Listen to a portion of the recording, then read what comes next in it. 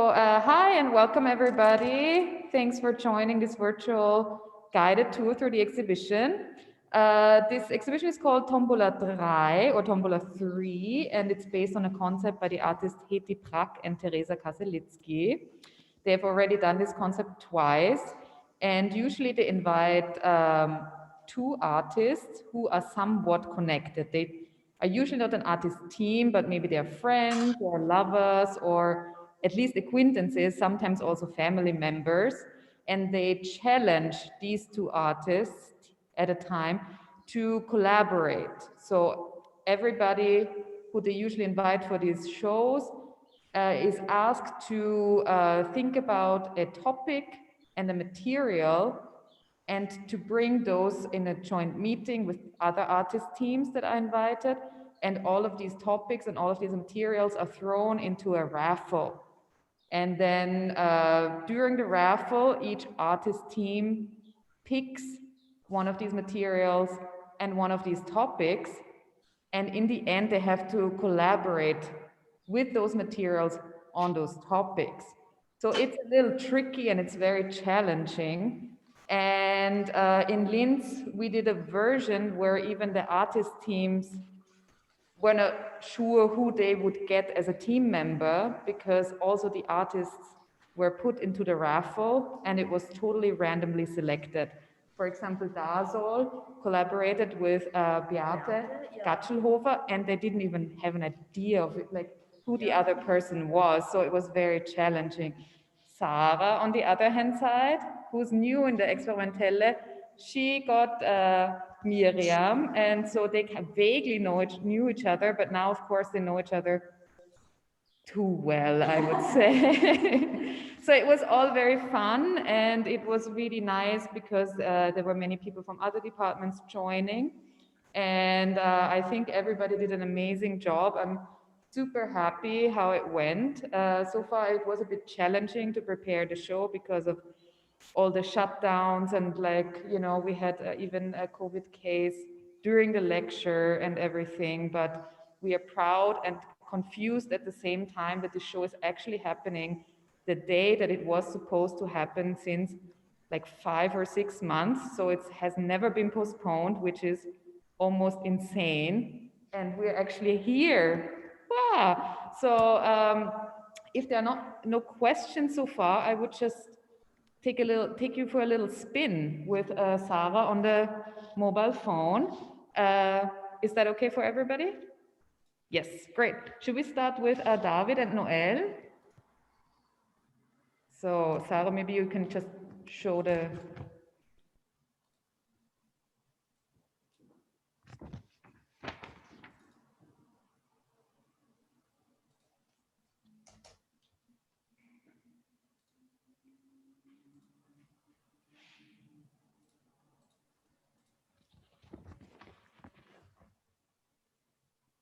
But there is no sound. Can we? The sound is in the... maybe David, later you can send also a link to the video. Oh, maybe. No, there's no sound. There is no... They have speakers. So also, since this is like quick preview, I'm just gonna say a few words that maybe David or Noel, you can fill me in if I'm like totally off. The title of the work is Kochen mit Messer, and it's a video, I would say almost like a video installation in this setup, because it's in the kitchen of the exhibition space, and some of the props from the video are also visible in front of it, which are these knife sculptures. They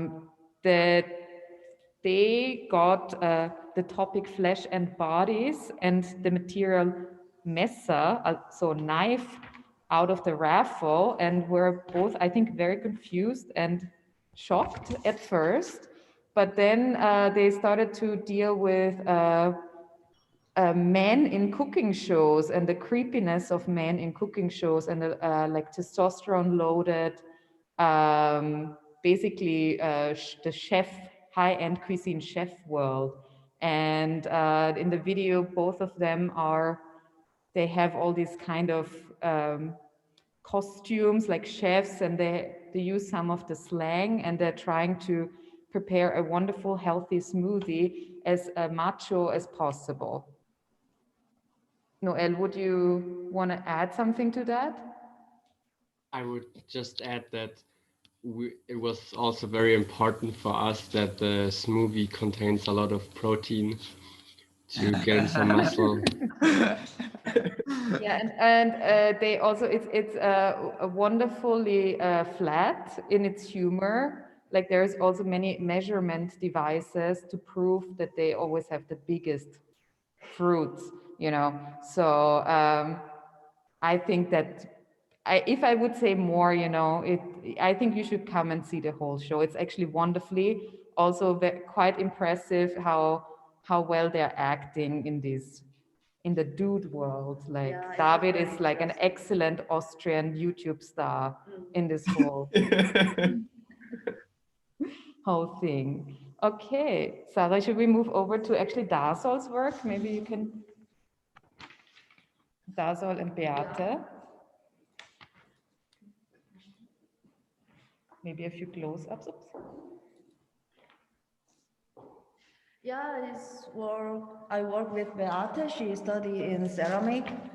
And yeah, we met this class and we didn't know each other. The subject is Salzigkeit und Salzteig as a material and Männlichkeit, so masculinity, yeah, as a topic. Yeah, we wanted to show the stereotype of Männlichkeit, and we used the like a drawing, the Salzigkeit. Yes. And we displayed with the wash dryer, how to say that display? Drying rack. Drying rack, yes. Yeah. I think this is really a work that actually is like so nice to see in person, because Darsol and Beate developed this method of 3D printing Salzteig on cloth. So it is kind of a print, but it's like it's also a sculpture on top of these cloth, and they're hanging from this drying rack, and all of them are kind of almost emoji style, representing a lot of this like super stereotyped masculine imagery. So it goes actually really well with our two chefs. So actually they're hanging quite close, and yeah. I think both Beate and Darsol were also struggling with this like huge masculinity topic, because it's like super hard to approach, but I think now they found this very like nice and also so interesting to how they dealt with the materials. Like I didn't know you could 3D print Salzteig. Could you show it? Could you turn the camera around? Do you have to pin on Sarah's, so on my second thing, I have two videos, and one is... I see, all right, got it. While we're talking, there is oh, nice. running around the show, and she's giving you some close-up. I especially like the Michelangelo David with a vajayjay. If you could point that out, Sarah. You see it, Valentina? I see it, it's great. Yes.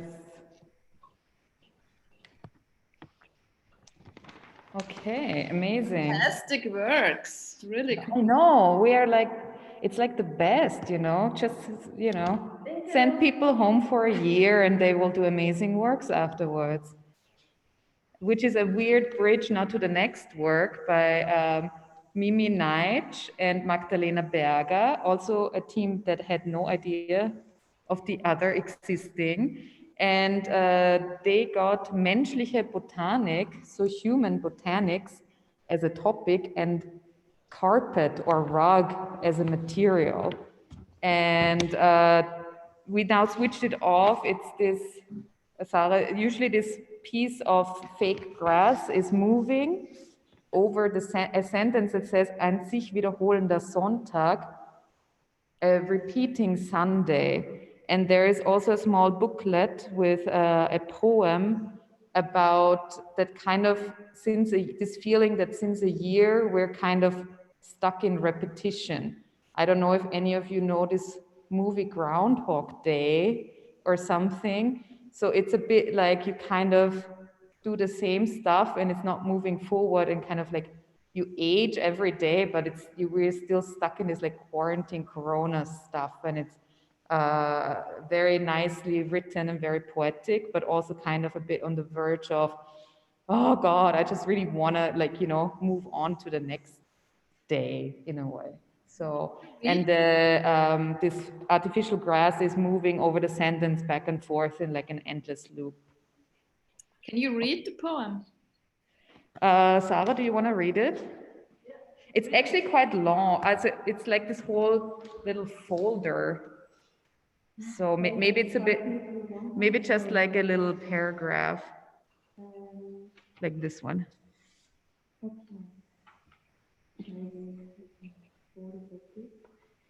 Diesen März haben wir schon mal erlebt, mit kleinen Unterschieden, kleinen Veränderungen, kleinen Dingen, die fehlen oder andersherum sind.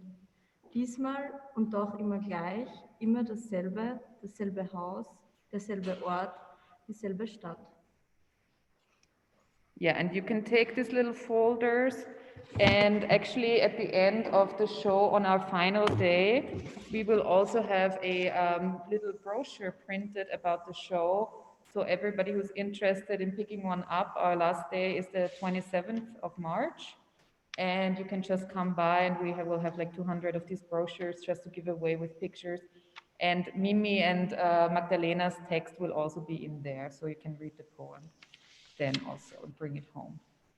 Okay, moving on. Sarah, should we go to yours? And Miriam's?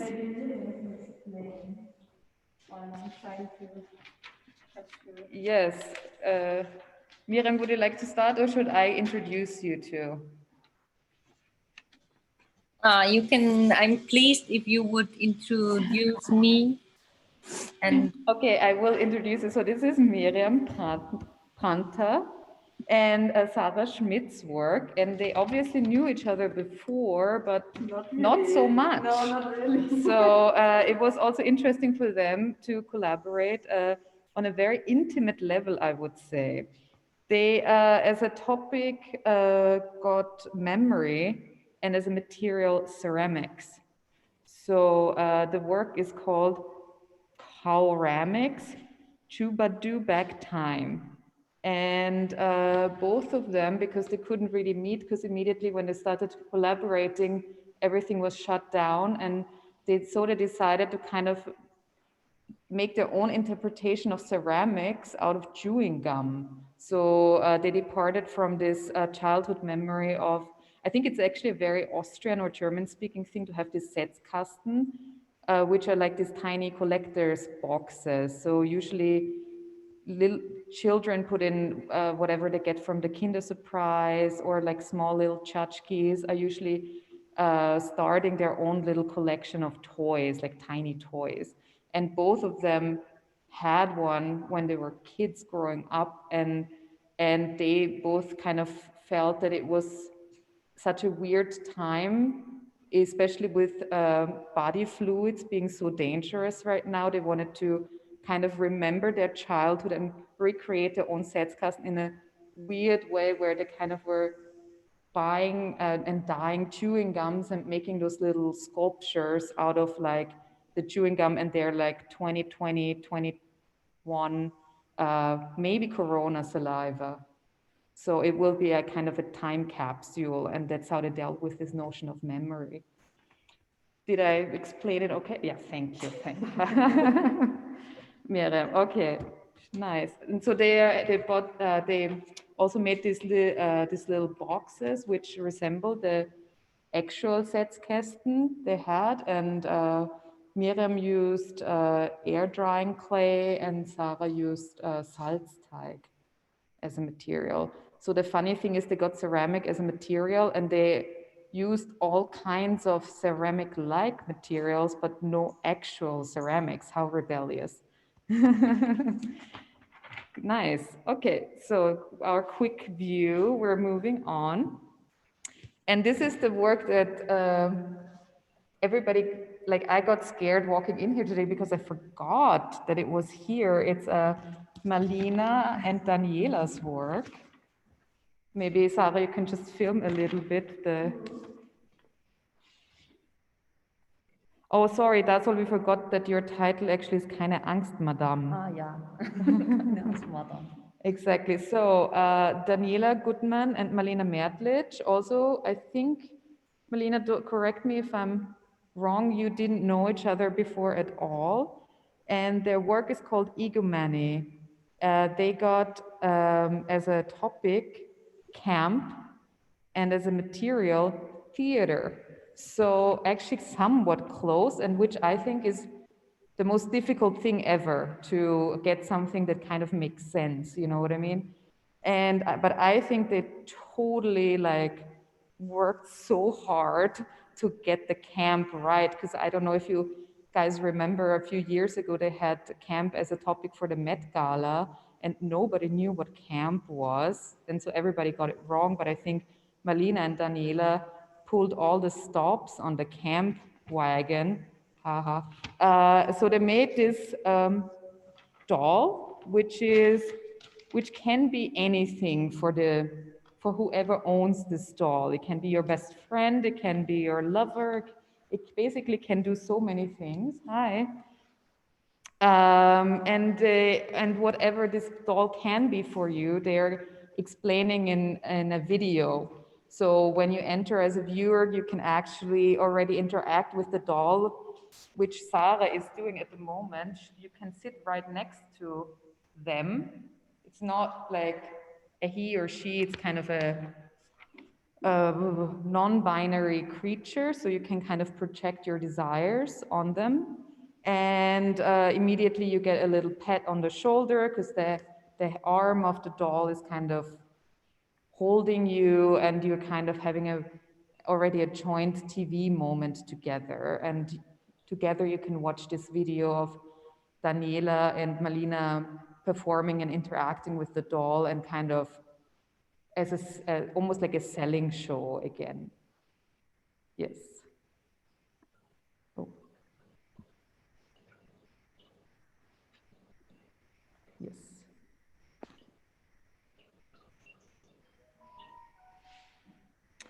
Then maybe we move to Edgar. So this is the work by Edgar Lessig and Lisa Kainz, and it's called I Got My Driver's License Last Week. And they got menschliche Triebe as a topic and Holzdruck as a material. And so the first thing for them was to kind of figure out what Holzdruck actually means, because actually in German you don't say just wood print, it's called Holzstich or Holzschnitt.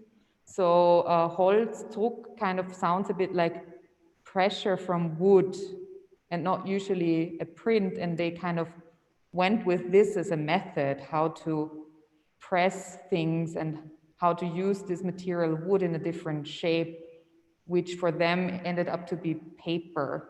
And so they made this imprints into the paper, and it kind of is a bit of an abstract, almost like cave drawing kind of imprint, but it's also resembling a boot on a gas pedal. And that's where they're trying to capture this like menschliche Triebe, which they got as a topic, or like this kind of weird moment, like they called it, I got my driver's license last week, which is kind of a moment of pride, but also it's almost a bit like childish or funny, but then you're trying to have like this like huge cars and like show off, you know, like this little moment of like not moving your foot so much, but just pressing down the gas pedal can make such a difference, you know, in this like power structure on the streets. So they really wanted to capture this moment. Yeah. Good. And then we have the last work, which is very spacious.